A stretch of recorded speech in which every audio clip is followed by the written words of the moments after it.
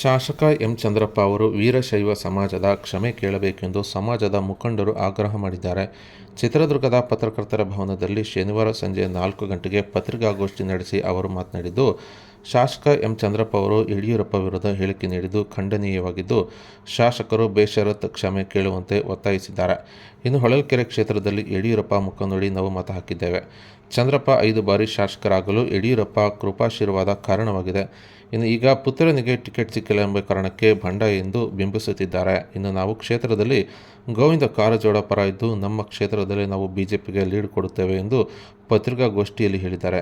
ಇನ್ನು ಈ ಒಂದು ಪತ್ರಿಕಾಗೋಷ್ಠಿಯಲ್ಲಿ ಮುಖಂಡರಾದ ರಾಜಶೇಖರ್, ಜಯಸಿಂಹ ಕಾಟ್ರೋಜ್, ಬಸವರಾಜ್, ಮಂಜು, ರಂಗಸ್ವಾಮಿ ಸೇರಿದಂತೆ ಹಲವರು ಭಾಗವಹಿಸಿದ್ದರು. ಬೇರೆ ಬೇರೆ ಗೀತ ಇನ್ನವರು ಕೆಜೆಪಿ ಹೋದವಾಗ ಮತ್ತೆ ಬಿಜೆಪಿ ಕೆಜೆಪಿ ಅಲಯನ್ಸ್ ಜೊತೆಗೆ ಆದವಾಗ ತಾಲೂಕ್ ಪಂಚಾಯತಿ ಚುನಾವಣೆ ಬಂದು ತಾಲೂಕ್ ಪಂಚಾಯತಿನಲ್ಲಿ ಅವರು 10 ಟಿಕೆಟ್ ಅಂತ ಕೊಟ್ಟರು, ನಾವು 10 ಟಿಕೆಟ್ ಅಂತ ಕೊಟ್ವಿ. ನಾವು 8 ಗೆದ್ವಿ, ಅವ್ರು 2 ಗೆದ್ರು. ಅಂದ್ರೆ ಅವ್ರು ಯಾವುದೇ ತರದ ಅವರ ಚುನಾವಣೆ ಬಿಟ್ಟರೆ ಯಾವುದೇ ಚುನಾವಣೆಯನ್ನು ಎದುರಿಸ್ತಾರಲ್ಲ, ಯಾವುದೇ ಚುನಾವಣೆ ಓಡಾಡ್ತಾರಲ್ಲ, ಎಲ್ಲೂ ಕೂಡ ಯಾವುದೇ ಬಂಡಾಯ ಇಲ್ಲ.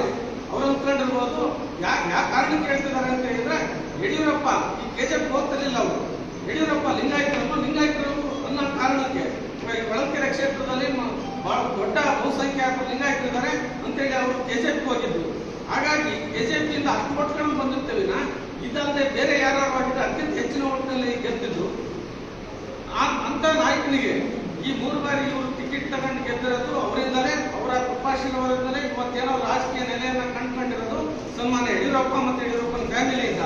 ಇವತ್ತು ಈ ರೀತಿಯಾದಂತ ನಮ್ಮ ಸಮುದಾಯದ ಮೇಲೆ ಯಾವುದೇ ಕಾರಣಕ್ಕೂ ಈ ರೀತಿಯಾದಂತಹ ಮಾತುಗಳನ್ನ ಇನ್ನೆಂದೂ ಕೂಡ ಬರಬಾರದು. ಬೇಷರತ್ತಾಗ ಕ್ಷಮೆ ಕೇಳಬೇಕು. ಆವಾಗ ಮಾತ್ರ ಇಲ್ಲ.